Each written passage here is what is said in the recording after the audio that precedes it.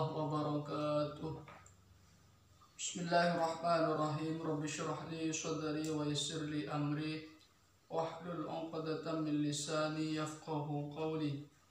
Qala mu'allifu rahimahullahu ta'ala wa nafa'ana bihi wa bi'ulumihi wa barakatihi fid dharain amin. Kitab Ahkamis Shiyam, kitab menjelaskan tentang hukum-hukum puasa. Wa huwa adapun as-shiyam was-shaum dan as-shaum masdarani adalah dua masdar.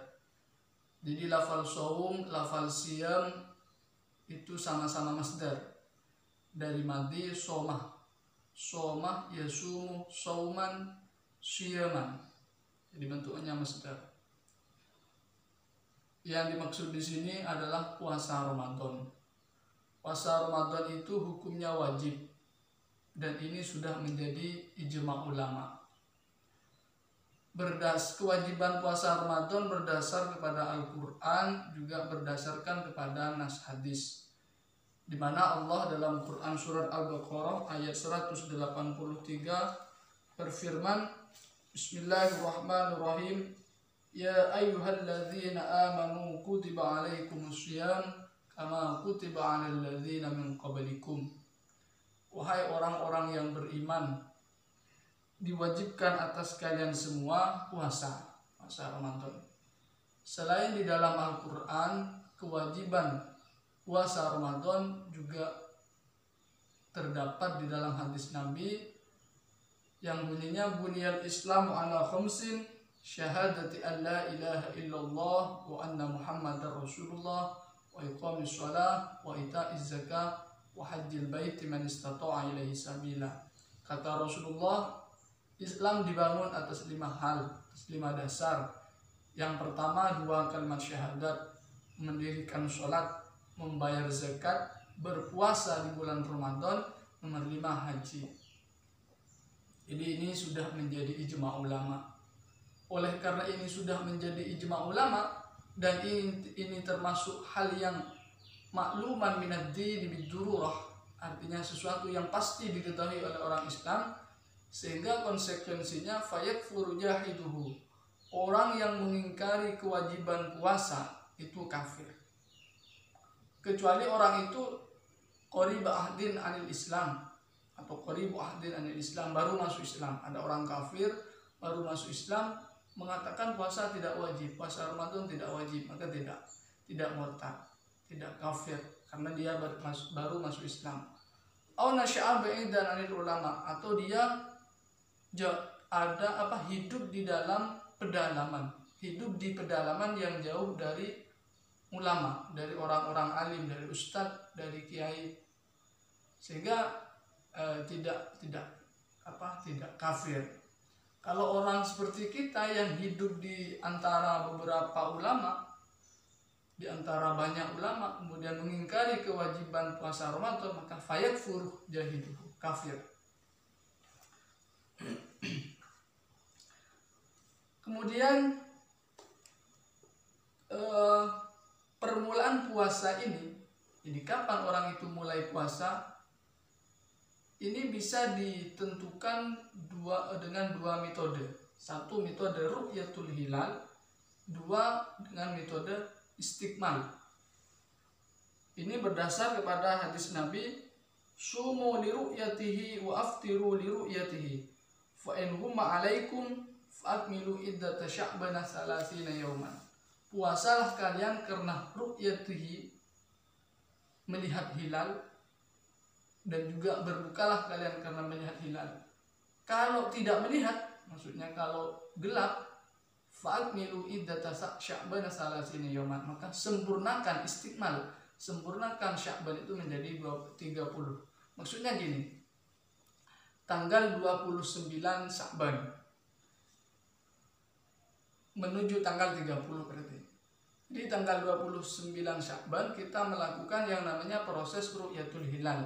Kita pergi ke pantai, kemudian kalau pada tanggal 29 ini ketika matahari tenggelam, terbenam, kita melihat bulan, maka ini namanya ru'yatul hilal.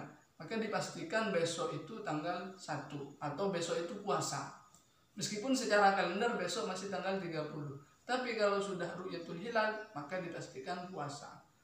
Kalau setelah matahari tenggelam ternyata tidak ada orang yang melihat hilal, maka besok tanggal 30 disempurnakan saja. Sya'bannya ini disempurnakan, jangan puasa, nunggu tanggal 1 Ramadan. Ini namanya istiqmal. Jadi bisa melalui ru'yatul hilal, bisa melalui, kalau tidak ru'yat maka berarti harus istiqmal. Kalau apakah harus melihat semuanya? Tidak. Satu orang saja itu sudah cukup. Yang penting itu sudah melalui proses isbat. Karena begini, Rasulullah bersabda Ibnu Umar mengatakan begini, akhbartu an-nabiy sallallahu alaihi wasallam anni ra'aitul hilala fasoma wa amara an-nasa bi siyamihi. Ibnu Umar memberi informasi, bersaksi kepada Nabi bahwa beliau itu, Ibnu Umar, melihat hilal. Anni ra'aitul hilal, kata Ibnu Umar, sesungguhnya saya melihat hilal. Ternyata setelah mendengar ucapan Ibnu Umar ini, Rasulullah fasoma, berpuasa. Selain beliau berpuasa, wa amara an-nas bi siyamihi, beliau juga memerintahkan kepada para sahabat untuk berpuasa. Jadi satu orang saja bersaksi, saya bersaksi di depan hakim atau di depan Kementerian Agama misal, atau Departemen Agama, Pak, saya melihat hilal.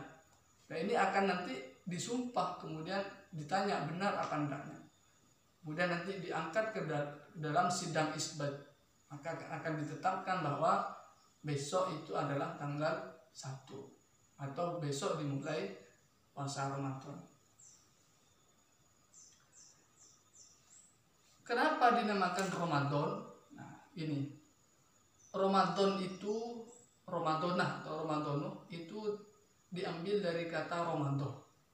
Romado yang artinya adalah terik matahari atau matahari yang sangat panas. Jadi orang Arab dulu itu kalau menamakan bulan disesuaikan dengan musimnya. Ternyata pada saat itu di bulan Ramadan itu sangat panas. Sangat panas sehingga kemudian dinamakan Ramadan. Bulan Ramadan, bulan yang sangat panas. Ada versi lain kenapa dinamakan Ramadan? Karena pada saat itu, di bulan Ramadan itu membakar beberapa dosa, sehingga kemudian dinamakan Ramadan. Karena kita tahu kan bahwa di dalam bulan puasa itu banyak sekali dosa-dosa yang akan diampuni oleh Allah. Makna lughatan al-imsak. Pengertian puasa itu secara bahasa adalah mencegah dari apapun. Bahkan mencegah dari berbicara itu masuk kepada pengertian puasa secara bahasa. Ini sebagaimana kisah Siti Maryam yang diabadikan oleh Allah dalam Al-Quran surat Maryam ayat 26 yang bunyinya inni nazartu lirrahmani shauma. Kata Maryam, sesungguhnya saya bernadar kepada Allah, kepada Zat yang Maha Pengasih, shauma, bernadar untuk puasa. Yang maksud di sini ini puasa di sini bukan puasa tidak makan tidak minum, tetapi Siti Maryam bernadar untuk tidak berbicara. Makanya di lanjutan ayatnya itu falan ukallimal yauma insiya, maka saya tidak akan pada hari ini tidak akan berbicara dengan siapapun atau dengan manusia. Jadi pengertian puasa itu adalah mencegah dari apapun, hatta mencegah dari berbicara, itu masuk pengertian puasa. Wa syar'an imsakun an mufattirin biniyatin makhsusatin jami'an naharin qabilin lisawm min muslimin aqilin tahirin min haidin wa nifasin. Pengertian secara istilah, secara syarak atau secara epistemologi, puasa itu adalah mencegah dari sesuatu yang membatalkan puasa. Sesuatu yang membatalkan puasa itu maksudnya sampainya benda kepada lubang tembus, mulut, hidung, dua jalan, sabilain, dubur dan kubur, atau melakukan jima di siang hari di bulan Ramadan, itu juga harus ditinggalkan bagi orang yang puasa. Biniyatin maksusotin, dengan niat, tentu harus dengan melakukan niat di malam harinya. Maksusoh, niatnya ini maksusoh, artinya niatnya itu, niat puasanya harus ditentukan. Niat saya puasa besok, puasa Ramadan, ini maksudnya ditentukan. Niat saya puasa nadar, nah itu harus. Niat saya puasa kafaroh, jadi harus ditentukan. Jami anaharin qabilin lisawm, mencegahnya itu di sepanjang hari. Jadi mulai dari subuh keluarnya fajar sodik sampai terbenamnya matahari, jadi 1 hari penuh mencegahnya. Qabilin lisawm, 1 hari penuh yang dimana hari ini bisa dilakukan untuk diisi untuk melakukan puasa. Karena ada beberapa hari yang tidak boleh kita melakukan puasa, seperti 2 hari raya, Idul Adha dan Idul Fitri, itu haram kita puasa. Kemudian kalau di Idul Fitri ya, kalau Idul Fitri sebelum sholat itu disunatkan kita, sebelum sholat Id maksudnya, kita disunatkan makan terlebih dahulu. Kalau Idul Adha itu disunatkan makannya setelah sholat Id. Tapi nggak boleh, bukan berarti puasa ini, karena puasa itu 1 hari penuh. Tentu yang melakukan ini muslimin. Orang yang puasa itu harus orang Islam. Kalau orang kafir ya nggak sah. Atau murtad, ya murtad wajib. Orang murtad itu wajib, meskipun dia tidak sah kalau seumpama berpuasa dalam keadaan murtad. Maksudnya wajib itu dia diperintah untuk kembali ke dalam Islam untuk kemudian melakukan puasa. Akhirnya dia harus berakal. Orang melakukan puasa itu harus berakal. Kalau orang gila ya enggak wajib, juga tidak sah puasanya. Tahirin min haidin wa nifasin, dia juga harus suci dari haid dan nifas. Orang haid melakukan puasa itu bukan hanya tidak sah, tapi haram. Makanya harus suci dari haid dan nifas. Jadi sekali lagi, puasa itu hukumnya wajib, sudah menjadi kesepakatan atau konsensus ulama berdasarkan kepada ayat Al-Quran juga hadis. Kemudian pengertiannya itu adalah mencegah, pengertian etimologi sementara pengertian terminologinya, epistemologinya adalah mencegah dari sesuatu yang membatalkan puasa dengan berniat di malam harinya dengan niat yang telah ditentukan. Mencegah di sepanjang hari dilakukan oleh orang yang Islam, yang berakal dan bersih dari haid dan nifas. Allahu